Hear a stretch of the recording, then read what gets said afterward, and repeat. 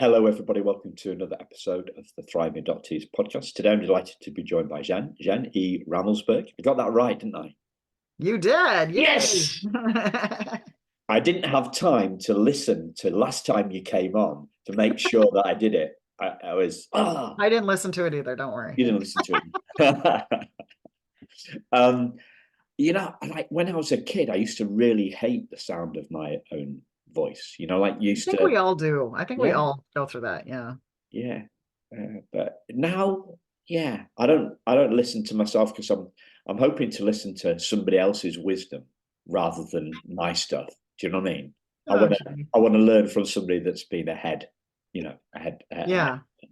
me on the curve, right? Healing. Yes. The $1 trillion question. Yeah. What does healing mean to you, Jen? I mean, in the adoptee world, healing, it's multi-layered, right? And it's constantly going on and constantly evolving, right? So there are times in my life where I had thought I was very much doing what I needed to be doing. And maybe at that point in my life, I was doing what I needed to be doing to be healed, as I thought. Because I was always very self-aware. I was very much into making sure that I always did checks in with myself, is what I thought. I was doing holistic things, taking care of my emotional well-being. And then one day it all came to a head, right? So then all of a sudden I had to deal with things. Yeah. And so I thought up until that moment, I thought I was. And so in this portion of my life, I've been doing a lot of other things to kind of, I guess, get back to that point of healing again. But I feel like I've been doing a great job. One of the things that I do regularly is I'm part of an Adoptee Voices writing group, and you'll have Sarah Easterly on your advocacy panel. And that has been probably the biggest thing for me, because always in my life, something that always helped me heal and center was always arts or music related, or both, right? So whether it was theater, whether it was writing, whether it was music, whether it was dance, things like that, painting, arts and crafts, all of it. So this has been, great for me, because I've always loved writing, but I also like sharing and hearing other people's stories. And so within that, just having a community that you can discuss this stuff with, and you don't have to keep explaining your story to, or you don't have to think like, okay, are they getting it that we're adoptees? And because people that are not adoptees, they try to act like they're understanding, right? But then there's always a point where you can see that there's a wall, and they don't quite get where you're coming from, or they see what you're doing is that they think you're whining, or they think that you're ungrateful, or all the words that are triggering, right? But being in a community of people that are sharing our stories, and we all understand even just little things are adoptee related, correct? And how that's the big overarching thing of how we view the world. So that has been very helpful. Therapy has been very helpful all the time. But like I said, I feel like having some sort of arts outlet and creativity has always been very helpful to me. And what I love is, in our writing group, there's people that don't feel like they're good writers, and they're sharing and they're writing amazing things. So even if you don't feel like you're like, well, I'm not an artsy person, right? I feel like it's important to do it and to tap into that. Okay, so you gave me lots to dive into there. Yeah. Can I take you right back to the start, because you said it's multi-layered. It is multi-layered. So, what for you make up those layers? I think for a lot of years I felt guilt and obligation.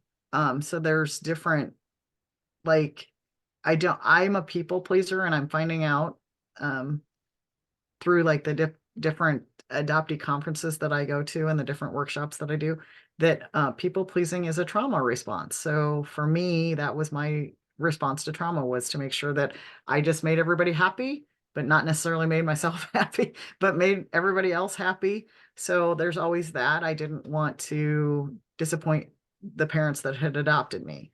I didn't want to seem ungrateful, right? So there was a lot of guilt in that I should be grateful, right? That's the narrative we've been taught forever.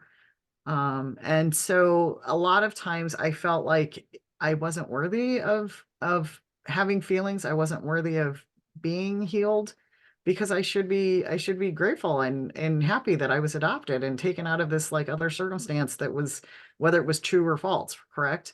And so that was a lot of it. So just being true to myself was hard, because there's guilt in that. I felt a lot of guilt if I was being selfish, or um, and just being okay with that I was like, there's a point where I just have to say F it to everybody else and say, like, I need to do this. I need to heal to be a better person, for myself and for everybody else around me. I can't be living this lie. I can't be feeling this way. I can't be shoving my feelings down to make you feel better all the time. So there's that. And, what does healing look like for each person? I can't say that my healing is what everyone else needs also, but I think a lot of it is that feeling of guilt we need to be okay with that, I guess, Yeah. to start the healing. Because that was it. Because I was always thinking like, oh, I am doing what I need to do for myself. But really what it was another layer of people pleasing, Okay. to make it easier for everyone, right? So there was guilt. Was the guilt at the idea that you weren't whole? Did you feel guilty about? Yeah, I would feel guilt about everything. I would feel guilt that I had these feelings. I would feel guilt that if I even thought about doing birth family search, I would feel a little guilt about that, because, you don't want to hurt your family that adopted you, right? Um, Also, once I was married and had my son, I felt like, am I opening up a can of worms that's also going to, um, impact their lives, right? Because maybe you're going to uncover stuff that isn't going to be good. And also the emotional journey I was going to have to go on. Was I willing to put them through that? So there's also guilt with that. But I also had to realize that I had to trust that I had the right people in my life, that I had chosen the right spouse, and that I had a son that was understanding and loving of me. But you also wonder, am I messing him up? Because, as he's watching me go through these things, am I messing him up? What's that like for him, right? Um, So were you guilty about feeling guilty? of course. I always felt guilty, because I always feel that, because again, I'm a people pleaser. So I feel like if I'm feeling guilty, then I must be doing something that other people are uncomfortable, and I don't want to do that. But I've gotten to this selfish part of my life. I call it the selfish part of my life, and I say it proudly, because it used to be that was a terrible word, right? Selfish, being selfish, that's a terrible word. But I've gotten to a point in my life where I'm like, you know what? I have a voice. I have a right to speak my voice, and I have a right to have my feelings, and it's going to be okay. And I tell Yeah. people that. I straight up tell people that. Before, I would kind of backtrack, and I'd be like, oh, and I'll acquiesce. I'd be the first one to acquiesce. Like I said, people pleaser. But now I'm unapologetic, and I will say, you know what? I have the right just as much as you to say and to feel what I feel and say what I say. So in my mind, that means that I'm getting closer to whatever healing looks like, because I am strong enough to say that and mean it. And I stick to it. Because before, like I said, there was always that feeling of guilt, or feeling bad that I've hurt somebody else's feelings, put somebody else before me. And I realized, you know what? I have this right. I have earned this. And I have every reason and right to feel this way Yeah. and do what I need to do. It's I don't know if I felt guilty about feeling guilty, but I've definitely worried about worrying. Yeah. And I think it's the same kind Yeah, of thing. yeah, kind of. I mean, so my husband and I are kind of wired differently. And recently I got him into doing therapy too, because up until then he's always been, I'm the strong man. I don't need to do this. But it was getting to be like this cycle that he was repeating, kind of telling me, and I was like, okay, I can't help you with this anymore. You need to talk to somebody else. And so that person had told him that he worries a lot about things in the future. My worry is probably more things now. Like I'm worried, like, what am I saying now that's gonna piss somebody off? And whereas like I'm not worried about the future as much. He's more always in the future, and it's stuff that hasn't happened yet, and stuff that, since it hasn't happened yet, you kind of still have control over a little bit, right? But so so yeah, so that's what, to me, when you're saying you worry about worrying, that sounds like it's kind of more about future stuff. But Yeah, I think so. mine's guilt, which is now. Guilt is now. Yeah. And guilt is now or the past, right? So Yeah, or the past. Yeah. I think probably the last, so I'm 57 now. I think probably the last 10 years have been perhaps more worried, more guilt about the past, actually, Okay. about stuff I have Yeah. done. Yeah. Trying to. I had some money from the sale of my old business, Mm-hmm. and I have blown it all or invested. That's the thing, right? I'm trying to make a living by making a difference, right? And I've had Yeah. the money from the old business to put in Yeah. new money, but and so yeah, so on one side of me is you've wasted all that money, Simon, on But so have you? well, this is the thing, right? This is the thing. And then so the flip side of that would be, what would the opposite of that be? The opposite of that would be, I should be grateful for having that money to be able to Yeah. invest to make dreams come true. Yeah. Yeah. But I've only got to that bit, or something feeling like that fairly Hey, that's recently. right. Baby steps forward, baby steps forward. So you're at least getting there, baby Yeah. stepping. Yeah. So I would say that, but traditionally I've been more about worry about the future than Yeah. guilt about the past. But Yes. recently has been a little bit more guilt about it. Now, do you, like, you just said a big thing there, that you've gotten to this step. Do you give yourself time to be happy and proud of that you got to that step? I mean, are you one of those people that, like, I have a list of tasks, and if I don't complete the whole list, then I failed? Um, I'm interviewing you. I'm not a task guy. I'm not a list Yeah. guy for But that. I'm just saying, like, Do I do give? you Do I? take time to be proud of that little moment and Uh, celebrate it? Sometimes, yeah. Yeah. But So that's kind of a no. so it's kind of a no, yeah. I guess it. I give myself a little bit more grace. Yeah. So I think that I saw some post yesterday, and it was about worrying being worrying being the ingrained habit of Mhm. scaring ourselves with our imagination. Oh, yeah, that's good. That's That's good. good. So that's forward. Hmm. That's forward looking. But I think we can also the guilt might be the Yeah. same thing. The Yeah. ingrained habit of looking Backward. Yeah. looking backward.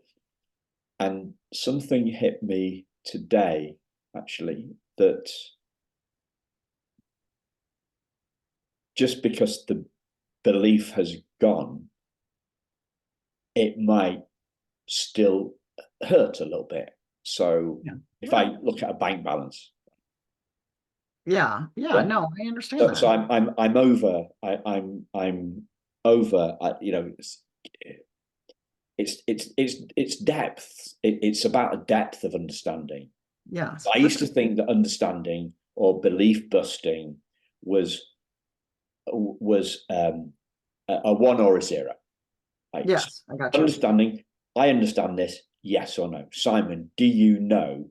Do you understand that 5 times 5 is 25? Right, I know Yes. that, and I'm not going to forget. Right? So Yes. it's once and done, and it's a one or a zero. It's a binary You're very response. binary. Very Okay. binary, very binary. Whereas if we look at kind of something like beliefs, Hmm. or they have um, infinite depth. Hmm.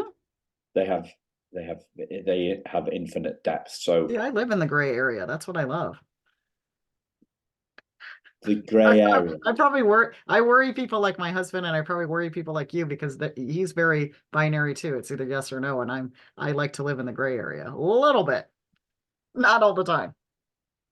But well, I was going to bring it round to your creativity then, because that Yeah. sounds like that sounds like doesn't that to me that doesn't sound like the grey area. That sounds like out of the blue.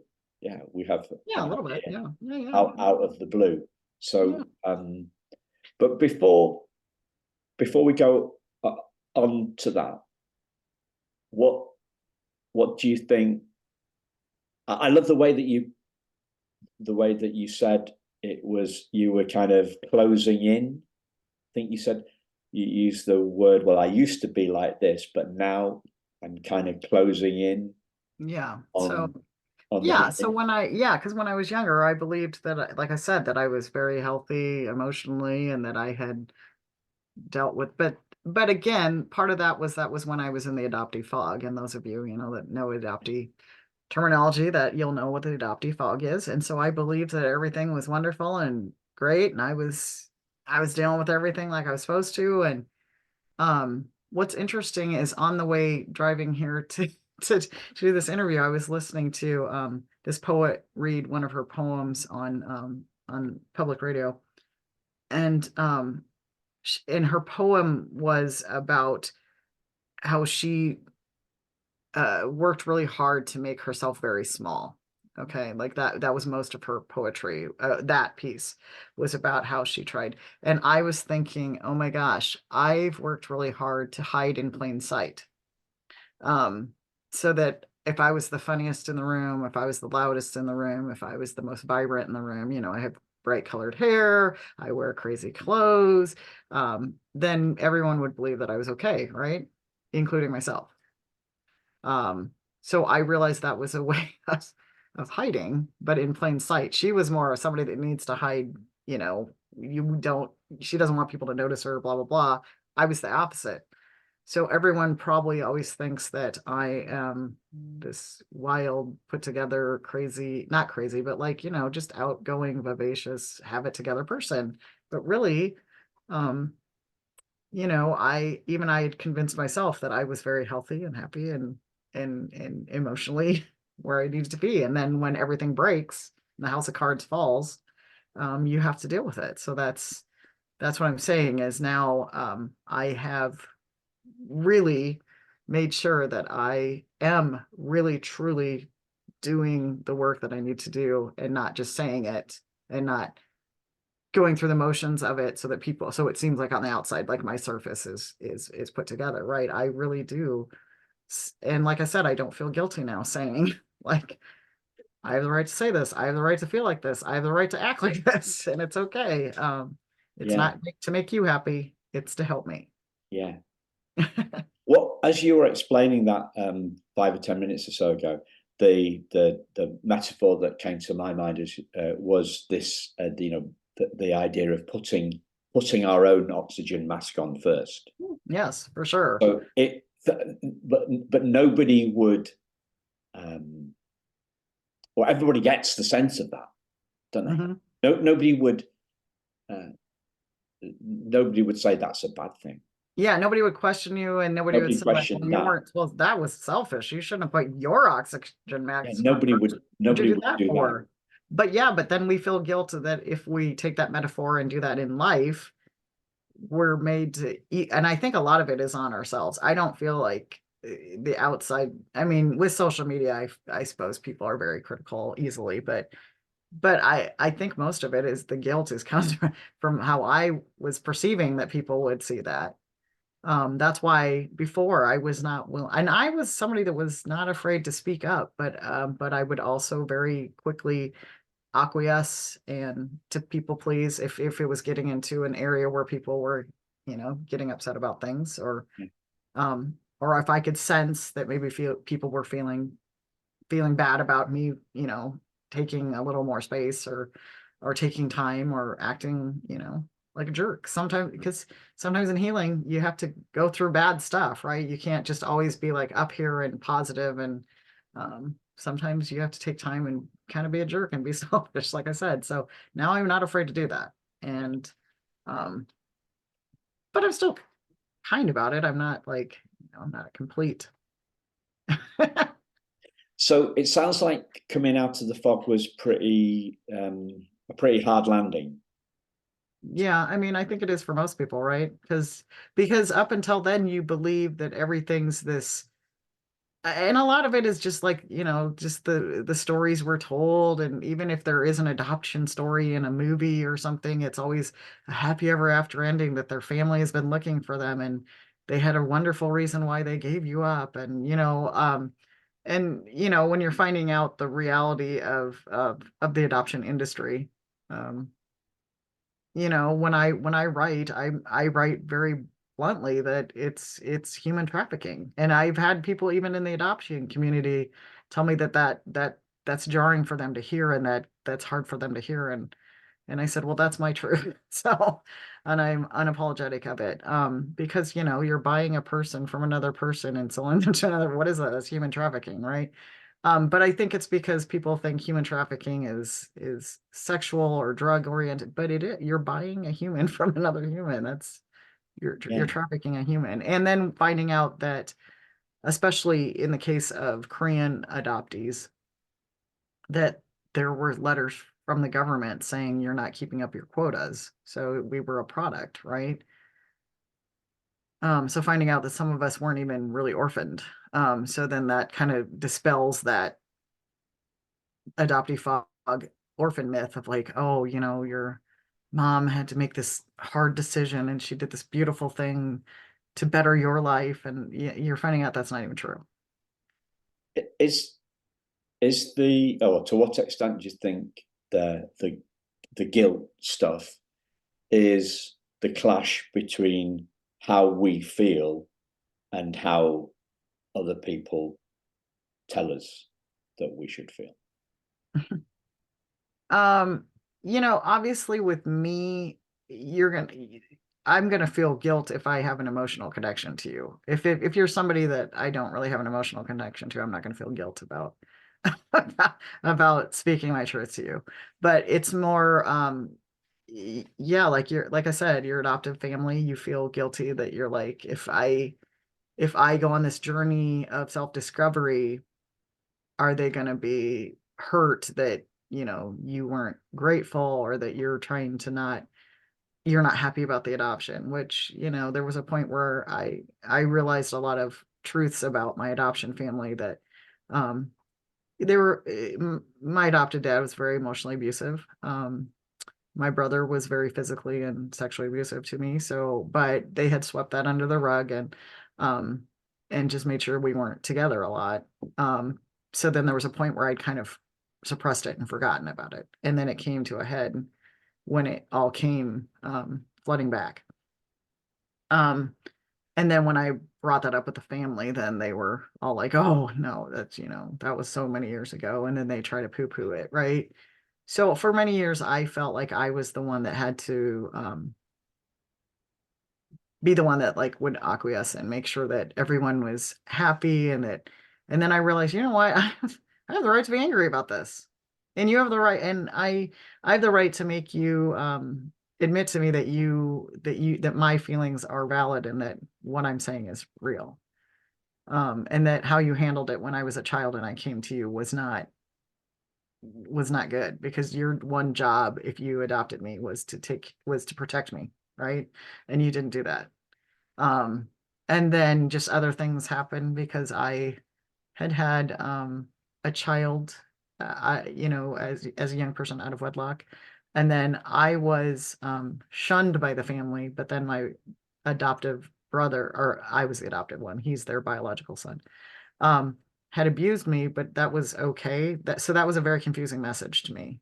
But I realized later it was because what he did was not obvious to the outside world, whereas what I did was obvious to the outside world, that we were not a perfect family.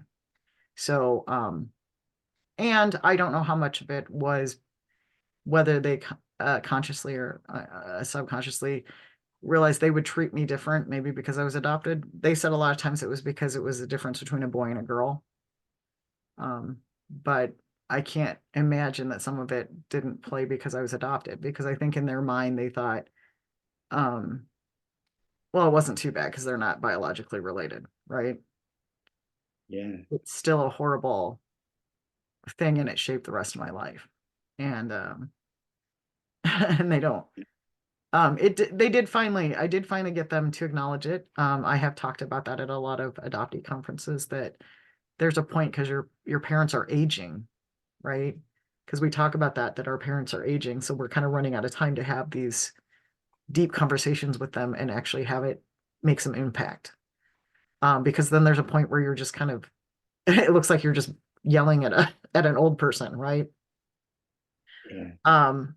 There was a point where I did get my mom to really understand and acknowledge where I was and how I felt and how it really impacted me, and it changed the course of my life. And then now she's at the point where she's starting to show dementia, so I don't even bring it up anymore. But I did have that window, and I was able to, I had gotten myself to a point where I could actually talk to her about it.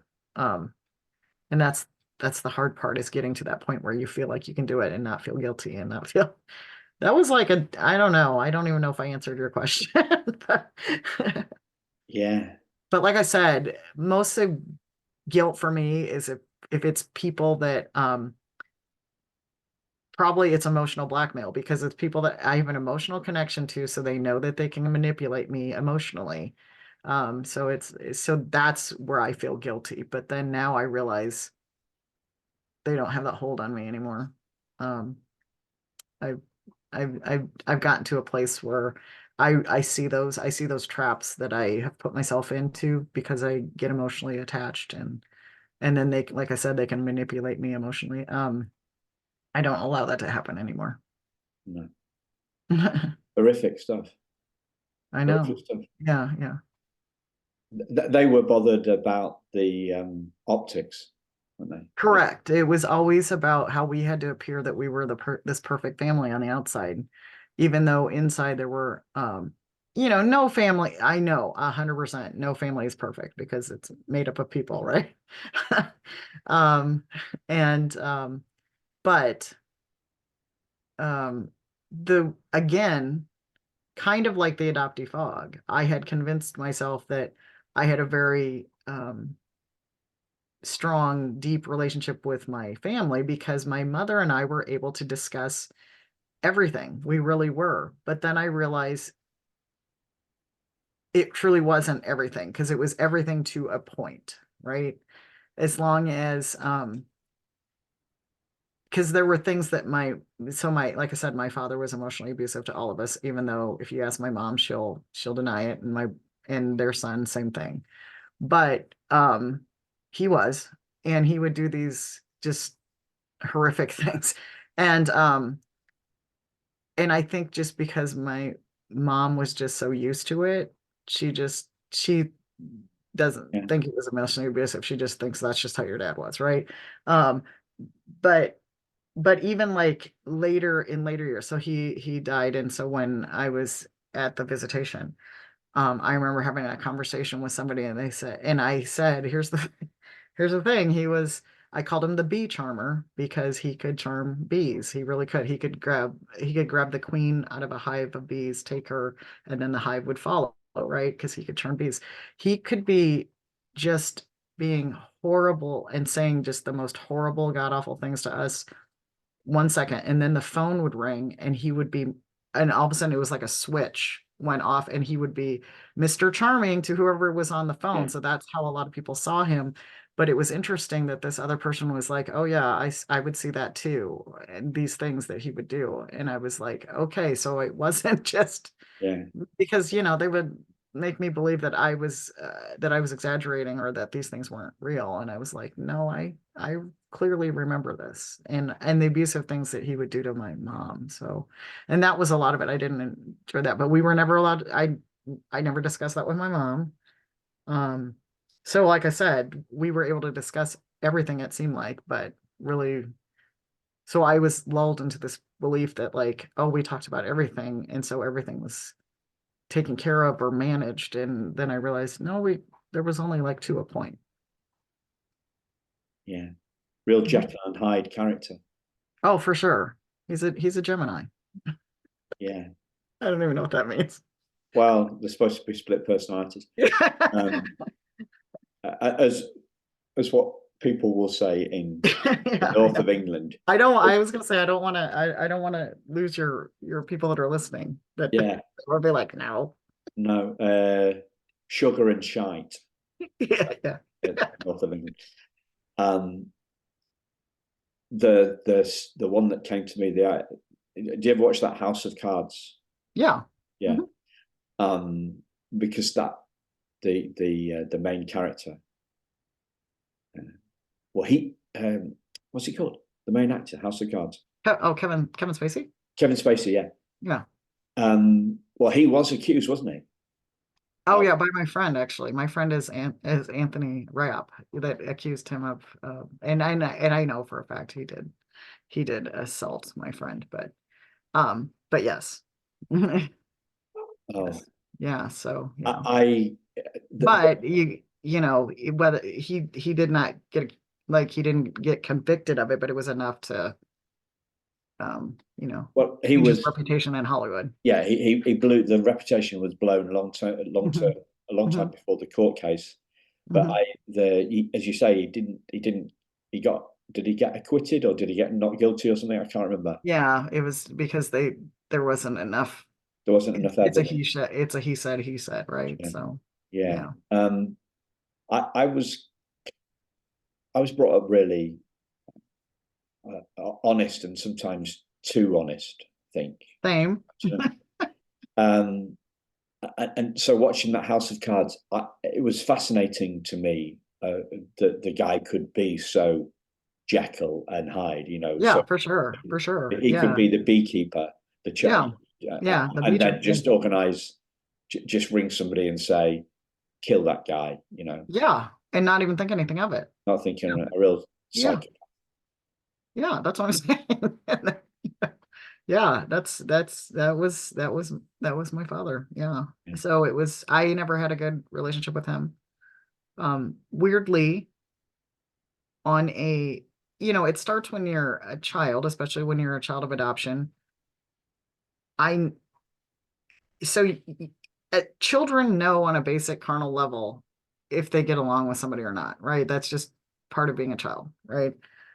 I knew the minute so I was 2.5 when I was adopted. So I knew the minute I met my mom that I fell in love with her instantly. Okay. And I knew this was a person that was going to keep me safe, is what I thought. And love me. I knew the minute I met my father, that I did not like him. I would scream and yell at him, but there was other reasons too. It sounded like I did that with any males because there was probably something traumatic that had happened before I was adopted out, right? And so instead of understanding that, he was one of those people that most animals and most children loved him right away. So the fact that I did not set the course for our relationship early on, but being part of this Adoptee Voices writing group, people would write about how, like, they, like, their new adoptive mom would hold them and it didn't feel right. It didn't feel normal but then we're taught this lie that we have to perpetuate, right? That because they keep saying, well, these are your parents, these are your parents, these are your parents, they love you, they love you, they love you, you have to be okay with them. So even that initial feeling we are told is wrong, right? So and then we have to like acquiesce to be like, oh yeah, these are our parents and we love them and we feel safe. So but even in the back of my mind, I might always be thinking like, I never liked this guy, but I'm not allowed to have that feeling, right? I'm not allowed to say that out loud. I'm not allowed to express that or show anybody that that's how I feel, because these are my parents, and I have to. And so, even on another level, I was supposedly had another name when I was. So I don't know if that was a name that my biological parents had given me. I don't know if it was a name that they had given me so that I could be adopted out in Korea. I have no idea. But my original name, and it's hard for me to say, and it's because I have guilt about it because my adoptive parents had said, do not tell anybody your Korean name. They said it more so that I wouldn't be made fun of, but I've embraced this name. But it was so we in Korean culture we say the last name first and then the first name. So it'd be Yoon would be my last name, and then Sunyoung. So it took a while for me to be able to tell people that my name is Yoon Sunyoung, right? And when I tell Koreans now, they go, "That's such a pretty name," and I was like, "Well, I don't feel like it's me because I was never called Sunyoung." And I wrote a piece about the death of Sunyoung because we never mourned her. Suddenly, like a dog that you adopt from a kennel, it might have another name, but you give it another name, and then everyone goes along with this lie. So from that moment, I was Jenny, but spelled with a Jenny at that time. Um, and it was like, and I stood on the carcass of Sun Young so that I could be Jenny, right? So I could, and it was like nobody ever like, and then you wonder whatever happened to Sun Young. What would have happened to Sun Young if she would have been able to be Sun Young and grow up as Sun Young, right? Um, and that was a guilt for me too, is that like I said, just speaking the name and telling people that was my original name. I don't know if it was my original name, but it was one of my names, obviously, because it's in my adoption papers and blah blah blah. But um, but isn't that weird that you think about that's part of the adoption thing, is that you never mourn the death of this other name, right? You're all of a sudden this other person because they've decided we want a daughter named Jenny. And you wonder why that's allowed. Because in no other but then I named myself Jenny, and I spell it Zhene. And there was power in that when I got to the point where I was strong enough to be like, I'm going to name myself, and I'm going to name myself and spell it how I want to, and I'm going to deal with all the ramifications of people not understanding how to pronounce my name. But it was my choice, and I did it, and I took a lot of strength and ownership in that. But I'm also, so part of why I spell it Zhene is because in Korean writing, the Z is a J sound, but it also is how you would spell, it's related to Sun Young. So it's a little bit of a mix of the two. Yeah. Because I never felt like Sun Young. Like if you called me that, it wouldn't feel like that's me. That would be like if I did find out my birth story and they were like, this is your birthday now, I'd be like, that doesn't feel like my birthday because I've always celebrated it for 52 years in January, right? So that's why, when I say I don't understand genealogy, because I'm actually kind of weirdly fascinated by it, because I have no idea when my birthday was. Probably given a birth date, I have no idea. When I tell people that aren't adopted, they're like, what? Everybody knows their birthday. And I was like, I know when we celebrate my birthday, but I don't actually know what my birthday is. So the validation is Yeah. huge in the group, isn't it? Is the kind of well, it's got to the valid, but it's validation almost as if it does the validation consume the guilt somehow. I'm thinking a little Pac-Man, Pac-Man game. Right, so you've got all this trail of guilt. You've got this guilt about this. You've got this guilt. When you said standing on the carcass, that really sent shivers down my Yeah, Spine, and right? and I like to put words like that in my pieces because it's in phrases like that that are kind of a little triggering and a little shocking, just because it kind of, so if I do read these poems to people that are not in the adoptee community, it's enough to shake them up to realize this is not this like lovely story that we've all been told. It's not Moses in the rushes, like, the first Bible story we're all taught is about adoption. And you're like, really? Yeah. Yeah, all this, but that's why I put phrases like that in there, because truly that's what it feels like I've been doing, is I've been standing on the carcass of this person and just ignoring that she's there. But obviously she's there when I look at myself. Like right now, I'm seeing myself on Zoom. I see this is also Sun Young, really. Just she doesn't get any recognition that she even ever existed. There was no, like I said, there was no death. There was no mourning of her. There was no, So talk to me about the easing. What you're obviously a poet. So what would you, in my non-poety way, I would say that I've described validation as being like like Pac-Man eating yeah, eating the gill, right? a little So bit. Yeah, yeah, yeah, but the other word that came to mind was easing. So the guilt yeah, being eased yeah. Because I don't by know if anything's validation. ever going to truly get rid of the guilt, right? But easing of it, yeah, I feel like that's more of a correct word, because yes, it does. So it's a diminution. Is that the Yeah, word? yeah, sure. Yeah, diminu. I don't know. I've never used that word before. Um, it's like um, but we are talking healing there. So Yeah, like I've been talking to people about healing, asking them similar sorts of questions, for the last 4 months or so. But the word healing implies process, as you said. correct. Yeah. Yeah, for sure, for sure. And not an end point, right? So Absolutely. we're not talking about wholeness. We're talking about, in this sense, we're talking about healing, like the diminution of the Yes. guilt, which is Yeah.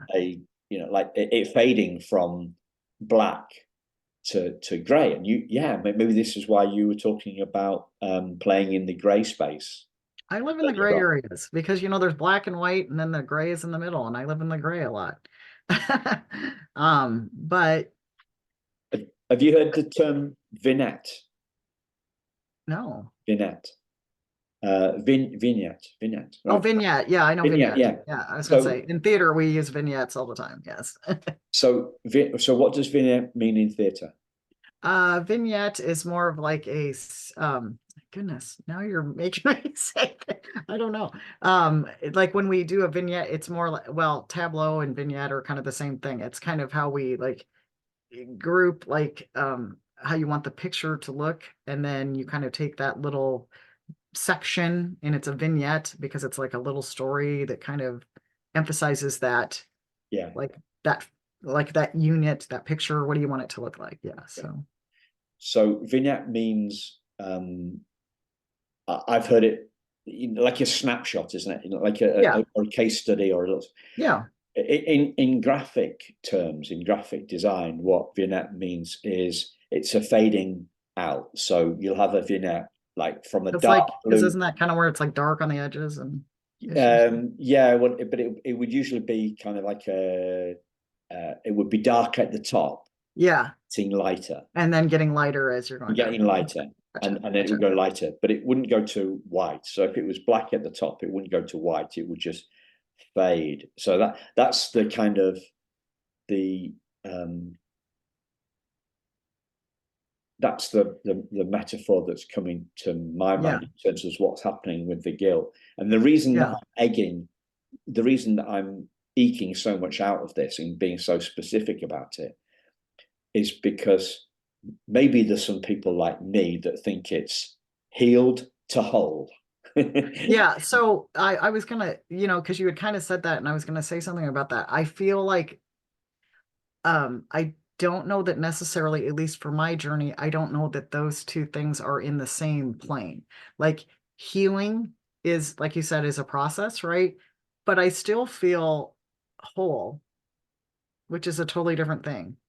And so so maybe in your process, your end point is to get to this destination called whole, right?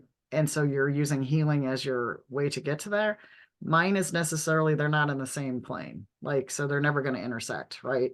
But I do feel whole. I do feel like I'm very complete like if something were to happen today and then my healing process had to stop absolutely right now, I would still feel whole. Do you understand? Like in my journey, I'm not saying Yeah. that that's for everybody.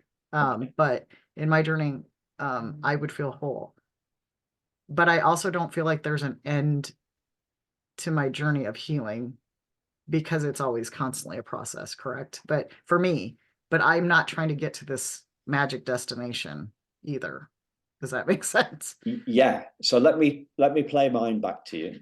Okay. This is when you said multi-layered at the top of the conversation. Mhm. I agree, multi-layered. Yeah, for sure. I would say for simplification, let's say simplification.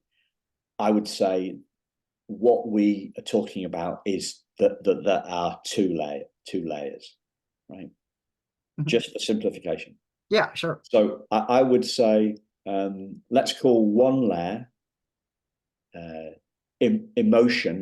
emotional stroke psychological, Okay. right? Mhm. And the second layer spiritual. Okay. Okay. So what I would say on this, and I'm only clarifying my point so we can Yeah. swap perspectives, right? Yes. I'm saying that I'm right, but of course I am. No, I'm Well, joking. I mean, So I would say, right? I would say you said you feel whole. Yeah. So I would say I am whole. Yeah. That's the spiritual. Okay.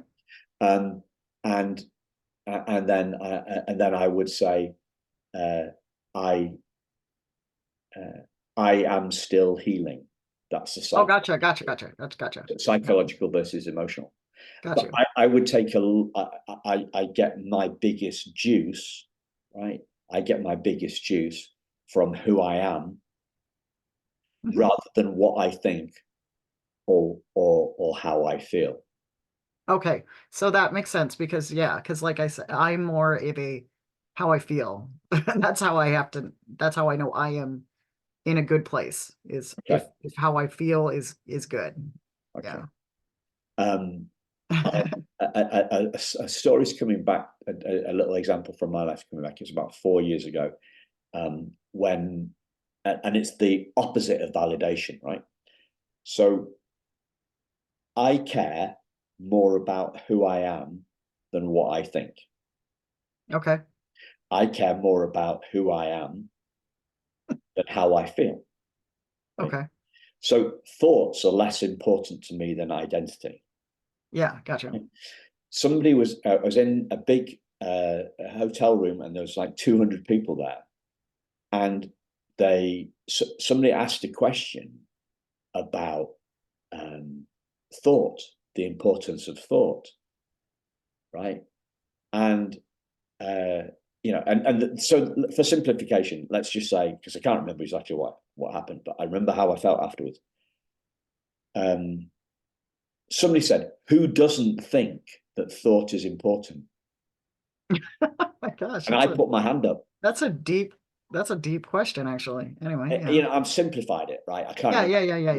And yeah. I put my hand up, and they all looked at me like I was effing mad, right? Yeah. I'm more interested in who I am. I'm more interested in who we are Yeah. than what we think. Our thoughts Hmm. come and go. They're not Yeah. essential to us. I think the stupidest of thoughts We all do. Yeah. And so, but if anybody tells me, like, I think I used to, one of the reasons I used to worry about worrying, right, was because I came from this world of business and self-improvement where, the only thing we have to fear is fear itself, Yeah. and this manifestation thing, right? So Yeah, if yeah. you think a bad thought, you're going to have a bad life. Hmm. And this kind of demonization of thoughts. And I'm not saying that I'm like this all the time, but I am, but the force of me putting my hand up and everybody thinking that I was mad. I didn't pull my hand down, right? Nobody really gave me a chance. Did he give me a chance to explain? Did he ask me? I can't remember. But it's an interesting counterpoint to that Yeah. validation, the validation of the group, and that easing Yeah. your But see, I love people like you that like go against what everybody else in the room is doing.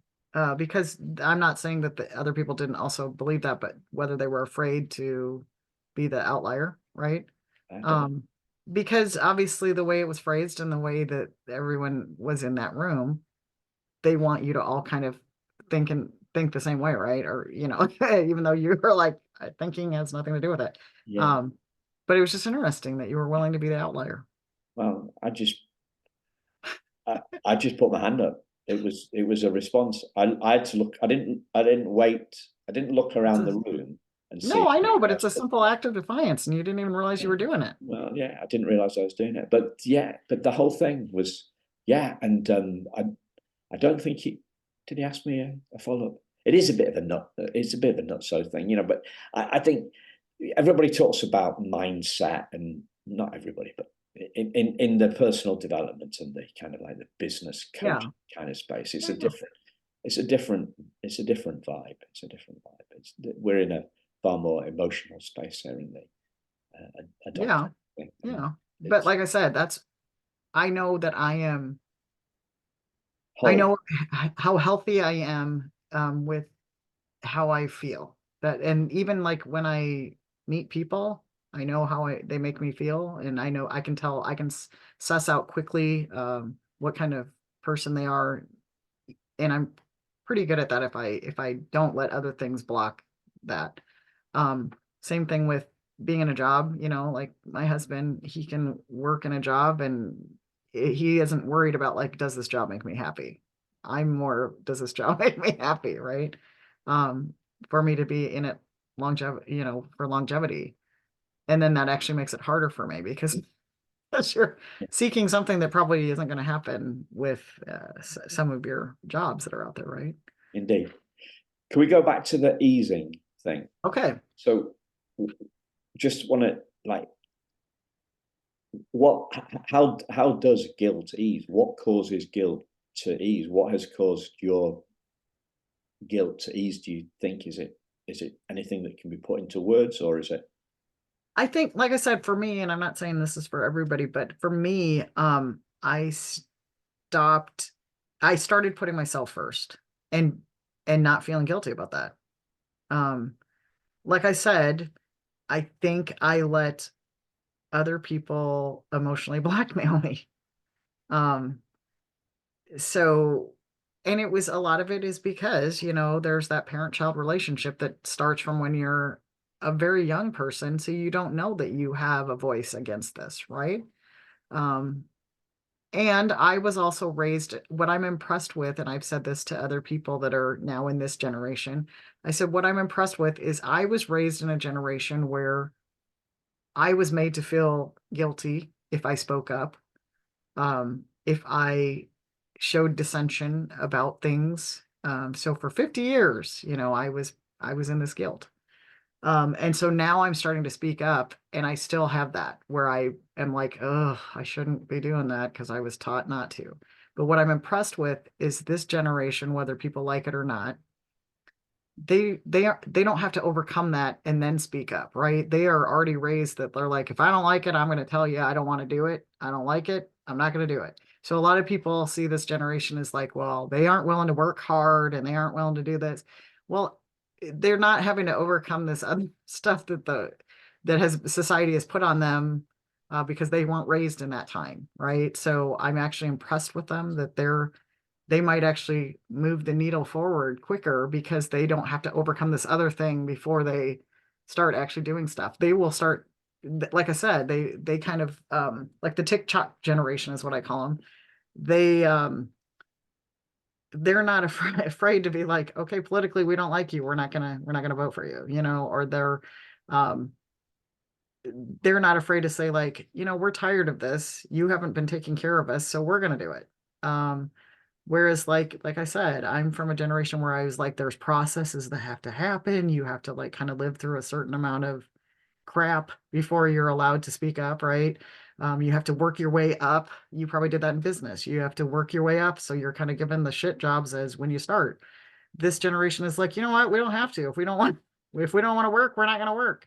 We're not going to put up with, working our way up. We want to get the job we want to get. So, because of that, I feel like they're also not afraid to ask for like salaries they want, jobs that they're willing to put up with. Whereas like I was like, okay, I'll do this like grunt work, get the horrible hours until I can get to a point where I can say blah blah blah. Um, so that's how I've kind of I realized, okay, I put that on myself. Society put that on me too, and I got ingrained in that, right? So now I'm like, there is nothing wrong with me saying I'm not going to put up with this. I'm okay.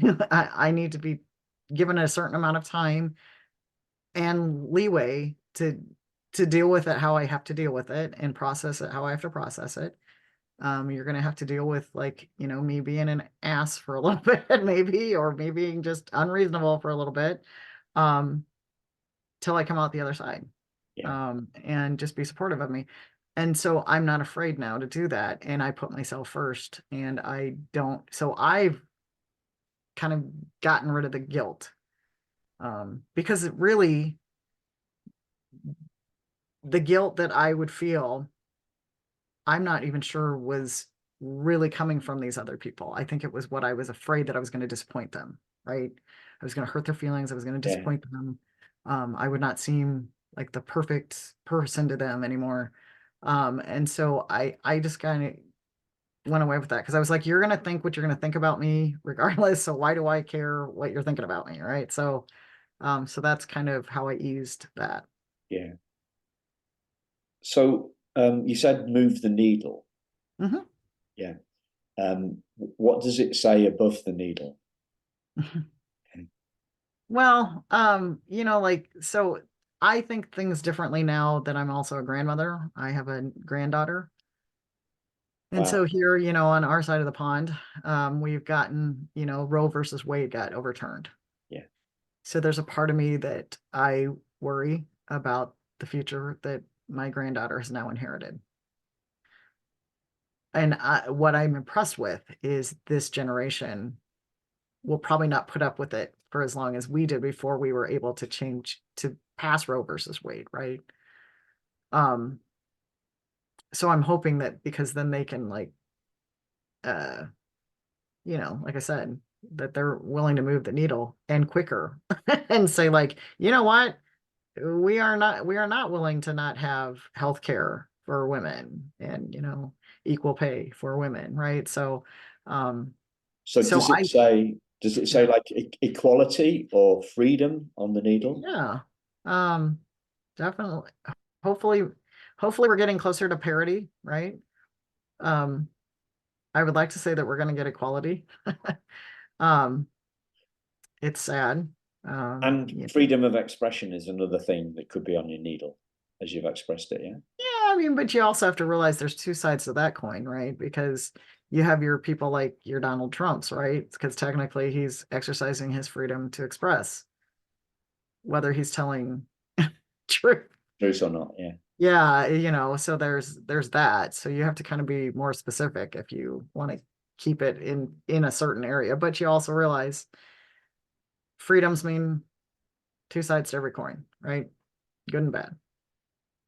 Cool. The other thing that struck me is that we haven't really explored is the creative part. You talked about arts, music, poetry. To me, it strikes to me that that's the freedom. That's the freedom of expression bit. Yeah. That you kind of relish. What's the word? I mean, I do. I feel like that is it. Like I said, I feel like that kind of is very helpful and therapeutic for anybody to, despite what your abilities are. I had studied occupational therapy assisting for like a little bit. And one of the things that's huge in that is arts and crafts. And when it had first started, it was for soldiers that had come home from wars. And at that time, they called it, I think, nervousness or something like that. But we know it's post-traumatic stress. yes. But a lot of times they would rehabilitate them by having them do arts and crafts because it gets you out of your head and out of like what's going on in your body at that moment because you're concentrating on something else, right? Putting together a puzzle, like sewing, baking, anything, like following a recipe. So that's a lot of the stuff that we would do, skills to get people back when with occupational therapy.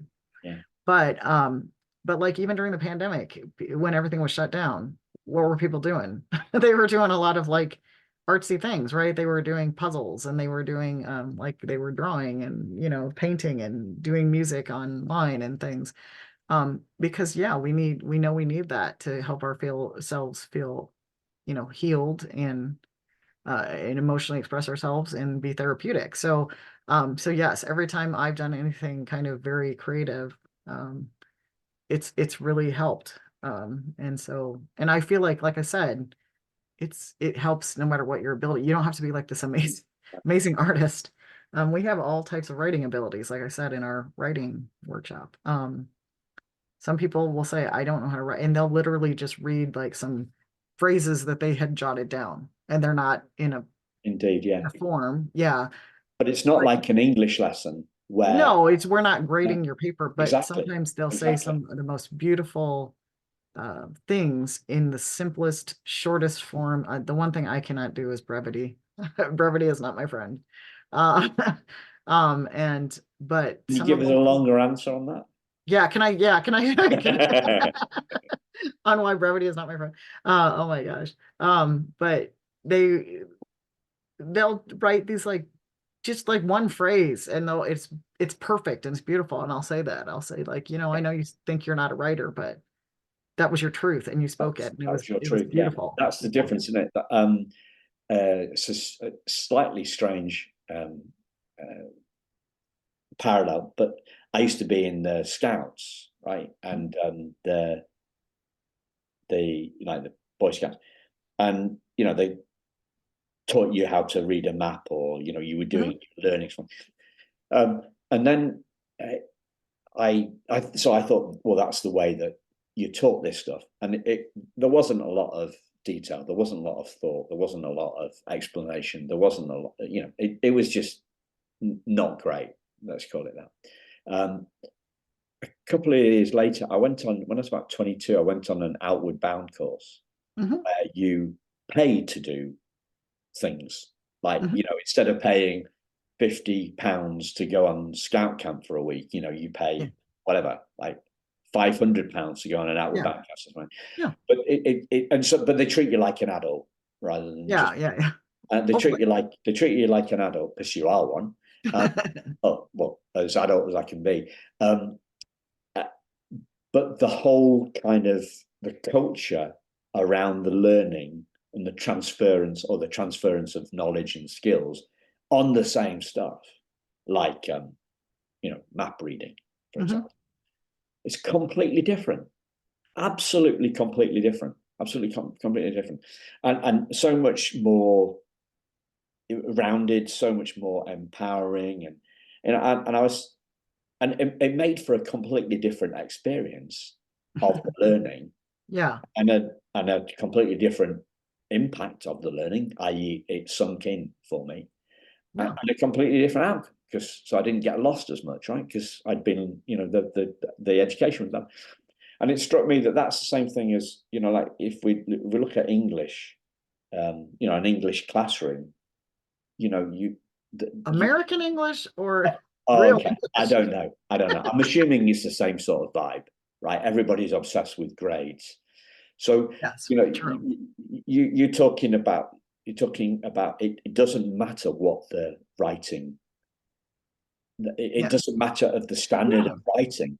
It's yeah, more about the sharing of ideas rather than the correct, ability to write a correct. sentence with a noun, a verb, an object, and put it in the Yeah, right order and put a correct. stop on the end, and you know, Yeah, get the apostrophes right. You know. yeah, yeah. No, well, so my son had a teacher, and my husband still like we're kind of on opposing sides of like why this was done, and he doesn't think that it should have been done this way. But they didn't want the children in this elementary class to be hung up on not telling their story because they were worried that they wouldn't spell the words correctly.